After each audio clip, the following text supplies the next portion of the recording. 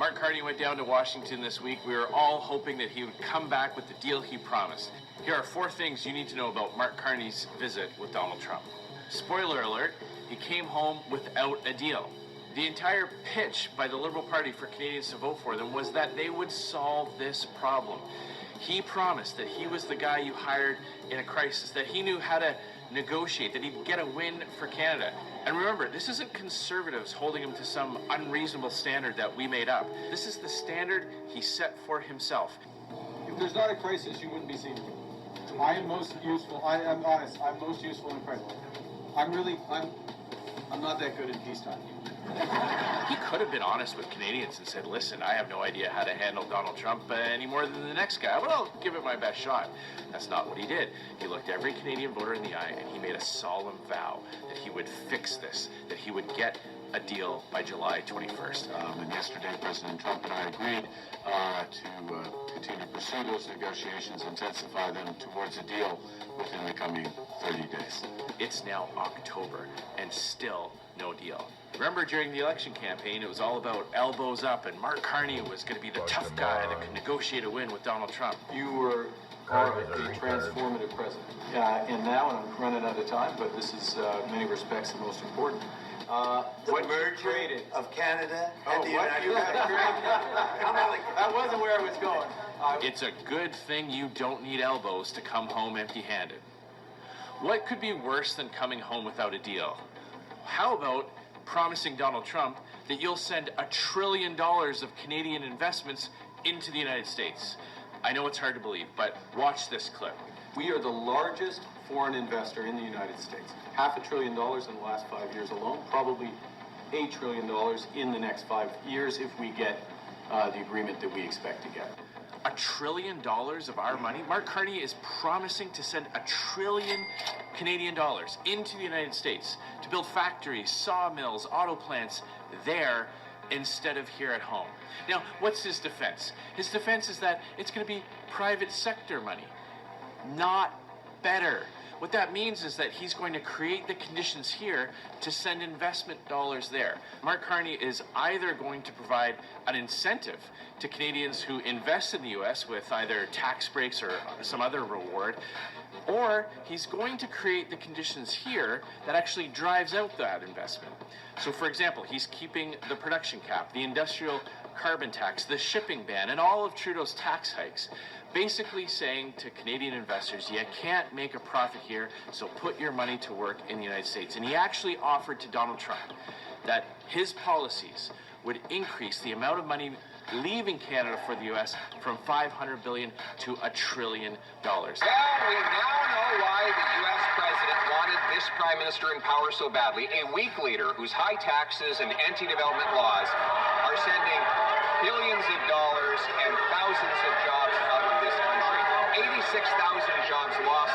And yesterday, the prime minister promised the president that he would increase Canadian investment in the U.S. by $1 trillion if he gets the agreement that he expects to get. Mr. Speaker, in exchange for $1 trillion of job losses in Canada, will he at least get an end to the U.S. auto tariffs that are killing jobs for our workers in Ontario? As the president said yesterday, the Prime Minister of Canada is a tough negotiator. Give me $1 trillion and even I will say something nice about this.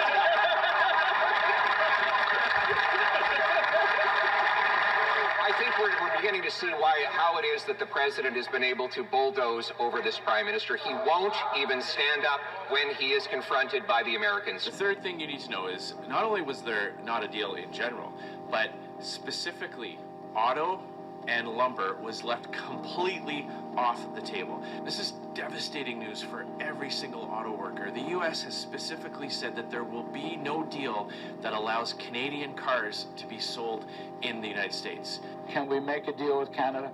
I think it's really complex. I think this is really complex because they have been basically feeding off of us for decades upon decades upon decades, right? They have their socialist regime, and it's basically feeding off of America. I mean, the president calls that out all the time. Why do we make cars in Canada? Why do we do our films in Canada? Come on. So I think the president's going to have I think it's going to be a fascinating meeting. I'm glad I'm going to be there listening, but it's going to be a fascinating meeting tomorrow. That was Trump's Commerce Secretary basically saying that Mark Carney has failed to protect Canada's auto sector. Already, production shifts are moving to the United States. Already, the big three automakers are making investment decisions, and they are not choosing Canada because of Mark Carney's failure to do what he promised and to get a deal that protects Canadian auto workers. Meanwhile, there have already been devastating job losses in the lumber sector as punishing U.S. softwood lumber duties continue to hammer Canadian workers. Remember, the previous Conservative government was successful in negotiating a softwood lumber deal with both Republican and Democratic presidents. Now, before we keep going, I just need your help with something. The last few videos that I've posted have mysteriously capped out at about 28,000 views. Now, there's lots of theories about why this might be, but we're testing something here. Please like, subscribe, and specifically make a comment that you saw this part of the video. We're trying to get to the bottom of what's going on. And the last thing is the whole shift in tone. Remember during the election when Mark Carney said this? And someone who worships Donald Trump will kneel down before him, not stand up to him. Now that he doesn't need your votes, he kneels there like a pylon as the president skates circles around him, laughing and joking. Carney's smiling and winking as Donald Trump again makes jokes about Canada becoming the 51st state. He sits there and just takes it over and over again and actually seems to enjoy it.